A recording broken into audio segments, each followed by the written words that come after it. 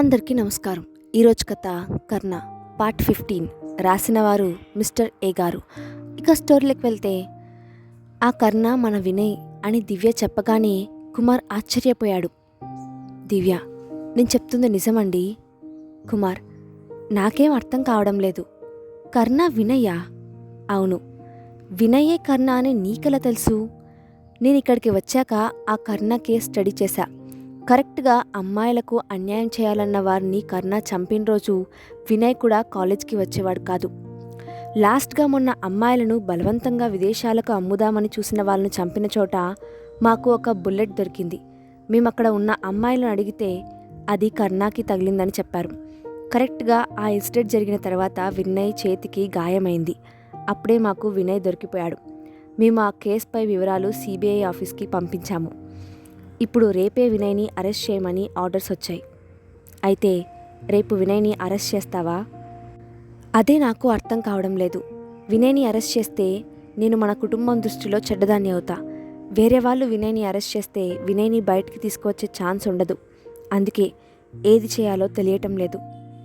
నేను ఇలా చెప్పడం కరెక్టో కాదో తెలియదు, కానీ చెప్తున్నా. నువ్వు ఒక బాధ్యత గల జాబ్ చేస్తున్నావు. దానికి న్యాయం చేయాలని చూడాలి తప్ప ఇంకేం చూడకూడదు. అంతేకాదు, ఏసీపీ శృతి అంటే బయట చాలా మంచి పేరు ఉంది. ఇప్పుడు కనుక నువ్వు ఈ కేసు డీల్ చేయలేకపోతే నీ పేరు మొత్తం పోవడమే కాకుండా నువ్వు ఓడిపోయిన దానివవుతావు. నా భార్య ఓడిపోతే నేను ఓడిపోయినట్టే. కాబట్టి నువ్వు ఆలోచించి చెయ్యి. కానీ దివ్య తప్పు చేసిన వాళ్ళు ఎవరైనా సరే నువ్వు వాళ్ళని వదలకూడదు. అది వినయ్ అయినా, గౌతమైనా, ఆఖరికి నేనైనా సరే. అంటే మీరు వినయ్ని అరెస్ట్ చేయడానికి ఒప్పుకుంటున్నారా? ఒప్పుకున్నా లేకున్నా మీరు వినయ్ని అరెస్ట్ చేస్తారుగా. అంటే మీకు వినయ్ గురించి భయం లేదా? వాడు నా బావ. అలాంటిది వాణ్ణి మీరు అరెస్ట్ చేస్తే నేను చూస్తూ ఊరుకుంటానా? వాణ్ణి ఎలా బయటకు తీసుకొని రావాలో నాకు తెలుసు. అయితే రేపు ఆ కర్ణ కేస్ క్లోజ్ చేసేస్తా. ఇంకా దాని గురించి మర్చిపోయి పడుకో. అదేంటి పడుకోవాలా? మరేం చేస్తావు? మధ్యాహ్నం మీరు నాకు గిఫ్ట్ సగమే ఇచ్చినట్టున్నారు. అవును కదా, ఆ విషయమే మర్చిపోయా. సరే, మిగతా సగం ఇప్పుడిస్తా అని కుమార్ దివ్యని హత్తుకుంటాడు. శౌర్యతేజ్ ఇంట్లో అప్పుడే తలస్నానం చేసి దేవుడి మందిరంలో పూజ మొదలుపెట్టింది సారిక అందానికే అసూయ పుట్టేలా ఉంటుంది. సారిక ఎంత అందంగా ఉంటుందో తన మనసు కూడా అంతే అందంగా ఉంటుంది. ఇంతకీ సారిక ఎవరని చూస్తున్నారా? తను సీత. అదేనండి, ఆ శౌర్యతేజ్ భార్య. సారిక పూజ ముగించుకొని శౌర్య వాళ్ళకి టిఫిన్ రెడీ చేసే పనిలో పడింది. సారికకి సాయంగా వాళ్ళమ్మ సావిత్రి కూడా వంటగదిలో ఉంది. అమ్మా, కాఫీ అంటూ కిచెన్లోకి వెళ్ళాడు ప్రకాష్. సారిక, హాయ్ అన్నయ్య, నేను హాస్పిటల్ నుండి వచ్చేసరికి లేట్ అయిపోయింది, అందుకే నిన్న రాలా. ప్రకాష్, అవును, డాక్టర్ సారిక గారి వాళ్ళ అన్నయ్యను కలుసుకోవడానికి ఎక్కడ టైం ఉంటుంది? రే, అదేంట్రా అలా అనేసావు? నాకు మీ ఇద్దరి తర్వాతే ఎవరైనా. రే బంగారం, నీ గురించి నాకు తెలియదా? సరే గాని బావేడి? బయటకు వెళ్ళారు. టిఫిన్ రెడీ అవుతుందో ప్రకాష్ని కూర్చోమని శౌర్యను పిలుస్తుంది సావిత్రి. ప్రకాష్, హాయ్ బావా. శౌర్య, ఏంటి నువ్వు డైరెక్ట్గా ఇక్కడికి రాకుండా ఎవరినో కాఫీ షాప్కి తీసుకెళ్ళావు? అవునా ప్రకాష్ అని సావిత్రి అడుగుతుంది. అమ్మా, బావ ఏదో సరదాగా అంటున్నాడు. శౌర్య వైపు చూస్తూ, ప్లీజ్ బావా, అమ్మకు చెప్పొద్దు అన్నట్టుగా సైగ చేశాడు ప్రకాష్. అప్పుడే వచ్చిన సారిక శౌర్యకు ప్రకాష్కి టిఫిన్ పెట్టి పక్కన నిలబడింది. బావా. శౌర్య ఏం మాట్లాడు. బావా నిన్నే. అయినా ఏం రిప్లై ఉండదు. బావా, నువ్వు నాతో మాట్లాడి నెల రోజులు అవుతుంది. ఈ నెల రోజులు నీకు ఎలా ఉందో కానీ నాకు మాత్రం నరకంలా అనిపించింది. ప్లీజ్ బావా, నాతో మాట్లాడు అని సారిక అంటుండగానే శౌర్య టిఫిన్ ప్లేట్లో చేయి కడిగేసి బయటకు వెళ్ళిపోయాడు. సారిక శౌర్య వెళ్ళిన వైపే బాధగా చూస్తూ ఉండిపోయింది. సావిత్రి, నీకెన్నిసార్లు చెప్పా సారిక, తినేటప్పుడు ఏమీ అనవద్దు అని. ఇప్పుడు చూడు, వాడు ఏం తినకుండానే వెళ్ళిపోయాడు అంటూ సావిత్రి వెళ్ళిపోయింది. సారిక చిన్నగా ఏడుస్తూ పక్కనున్న చైర్లో కూర్చుంది. ప్రకాష్కు అక్కడ ఏం జరుగుతోందో అర్థం కాలేదు. ఏంటిరా, బావ నీతో మాట్లాడి నెల రోజులు అవుతుందా? అవునన్నయ్య. ఏమైందిరా మీకు? మా హాస్పిటల్లో ఒక డాక్టర్ నాతో మిస్బిహేవ్ చేసేవాడు, కానీ నేను ఏం పట్టించుకోలేదు. కానీ వాడు నన్ను పొందాలనే కోరికతో ఒకరోజు నాకు నైట్ డ్యూటీ వేశాడు. నేను రౌండ్స్ వేసి నా రూమ్లో ఉండగా వాడు వచ్చి నాతో చాలా ఘోరంగా ప్రవర్తించాడు. నేను వాడి నుండి తప్పించుకొని ఇంటికి వచ్చేసా. తర్వాత రోజు నేను హాస్పిటల్కి వెళ్ళగానే నా రూమ్లోకి వెళ్ళి వాడిని ఈరోజు ఎలాగైనా వదిలించుకోవాలని ఆలోచిస్తూ ఉండగా బయట ఏదో సౌండ్ రావడంతో వెళ్ళా. అక్కడ బావ ఆ డాక్టర్ని కొట్టే విధానం చూస్తే నాకు భయం వేసింది. నేను వెళ్ళి అతి కష్టం మీద బావని పక్కకు తీసుకొని వచ్చా. అంతే, బావ నన్ను ఒక్కసారిగా కొట్టాడు. నేను పుట్టిన తర్వాత బావ నన్ను కొట్టడం అదే మొదటిసారి. బావకి నేను ఆ డాక్టర్ నాతో మిస్బిహేవ్ చేశాడని చెప్పలేదని కోపం వచ్చి నాతో మాట్లాడడం మానేశాడు. నేను కూడా కావాలని చేయలేదు. బావకి నా మీద ఉన్న ప్రేమతో ఆ డాక్టర్ని ఏదైనా చేస్తాడేమో అన్న భయంతో చెప్పలేదు. తర్వాత బావని ఎంత బ్రతిమలాడినా నాతో మాట్లాడడం లేదు. ప్రకాష్ 2 నిమిషాలు ఆలోచించి, అయితే నేను చెప్పినట్టు చెయ్యి అని ప్రకాష్ సారికకి ఏదో చెప్పి వెళ్ళిపోతాడు. శౌర్య రూమ్లో శౌర్య బెడ్పై పడుకొని పైకి చూస్తూ ఆలోచిస్తాడు.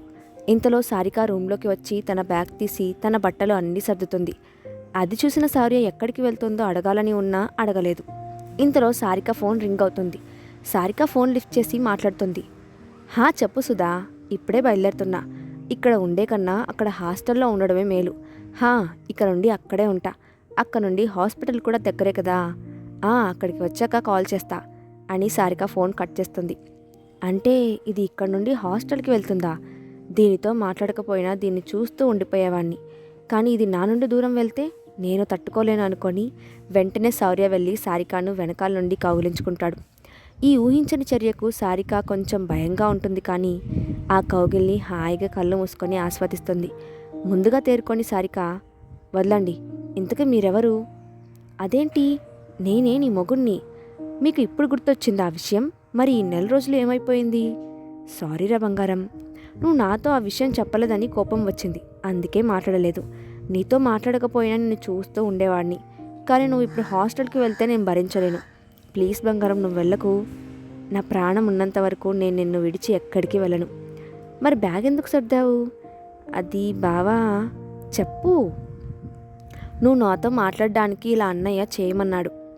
అంటే ఇది ప్రకాష్ గాడి ప్లానా? అవును బావా. సరే, నీకు హాస్పిటల్కి లేట్ అవుతుంది కదా, ఇక వెళ్ళు అని శౌర్య సారికని వదిలేస్తాడు. కానీ ఈసారి సారిక శౌర్యని కౌగిలించుకుంది. ఓయ్, నీకు హాస్పిటల్కి లేట్ అవుతుంది. నేను ఈరోజు లీవ్ పెట్టా బావా. అదేంటి? ఇవాళ మొత్తం అంతా నీతోనే ఉంటా. ఎందుకు?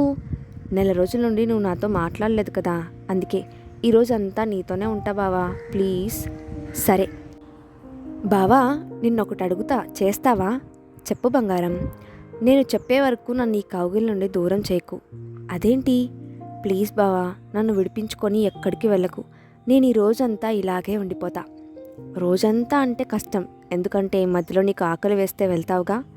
నువ్వు ఇలా ఉంటే నన్ను నేనే మర్చిపోతా. అలాంటిది ఇంకా ఆకలి ఎందుకు గుర్తుంటుంది అని శౌర్య కళ్ళల్లోకి చూస్తూ చెప్తుంది. శౌర్య సారిక నుదుటి మీద ముద్దు పెట్టి ఆ కౌగిల్ని ఇంకా బిగిస్తాడు. దివ్య, కుమార్ ఉదయమే లేచి గుడికి వెళ్తారు. కుమార్, ఏంటి దివ్య అలా ఉన్నావు? దివ్య, ఏమీ లేదు. నిజం చెప్పు, మీకు నా పైన కోపం లేదా? అస్సలు లేదు. నాకు ఒక మాట ఇస్తారా? ఏంటి? కన్నాని అరెస్ట్ చేశాక మీరు ఏం జరిగినా నన్ను వదలకూడదు. ఎందుకు అలా అంటున్నావు? నేను నిన్ను విడిచి ఉండలేను కుమార్. అందుకే ఈ కన్నా విషయంలో ఎక్కడ దూరం అయిపోతావో అని భయం. నేను నీకు మాటిస్తున్నా, నువ్వే నన్ను వదిలే అన్నా సరే నేను నిన్ను వదలను. నాకు నువ్వంటే ప్రేమ కాదు, ప్రాణం. దివ్య కన్నీళ్లతో కుమార్ని కౌగిలించుకుంది. వాళ్ళు గుడి దగ్గర నుండి ఇంటికి బయలుదేరారు. కుమార్ ఇంట్లో. కుమార్, దివ్య, నువ్వు డ్యూటీలో ఉంటే ఎవరిని కేర్ చేయవా? దివ్య, అదే నా సమస్య. ఒక్కసారి నేను డ్యూటీలోకి అడుగు పెట్టగానే ఇంకా ఏ రిలేషన్ గుర్తుకురాదు. సరే, నువ్వు కాసేపు రెస్ట్ అవ్వు అని కుమార్ కిందకు వెళ్తాడు. కుమార్ కిందకు వెళ్ళేసరికి అందరూ హాల్లో కూర్చొని ఉంటారు. దేవి, కన్నా ఇలారా. కుమార్ వెళ్ళి దేవి దగ్గర కూర్చుంటారు. కన్నా, భవ్యకి పెళ్లి చేద్దామనుకుంటున్నా.